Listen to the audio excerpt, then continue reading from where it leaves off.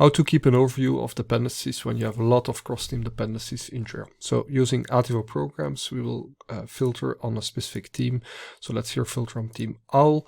So if you're a Scrum Master or Product Owner of Team OWL, you'll just see your stories in your team. And if you click here on the filter on Add Linked Issues, you will still see all the stories in your team, but you also see stories in other teams, but only those stories that have, or features that have dependencies with your team. So for example, this case, we have a story here, OWL story 17, it's contributing to feature 8 in another team.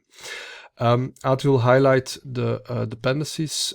So if it's planned right, it's in purple. If it's planned out of order, for example, we have a feature in the first sprint, but it waits for a story that's planned in the second sprint. That's not possible, so it will be shown in red. And if it's planned in the same sprint, it will be shown in amber. So you can filter on teams. You can also filter on epics or features. So here we can select the features like this.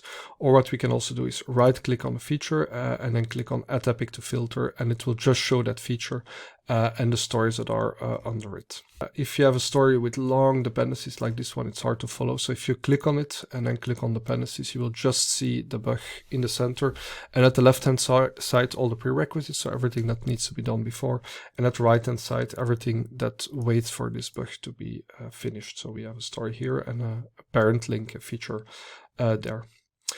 So those are some tips how to keep an overview of dependencies for your PI planning in Jira using Ativo Programs. Thanks a lot and see you in the next one.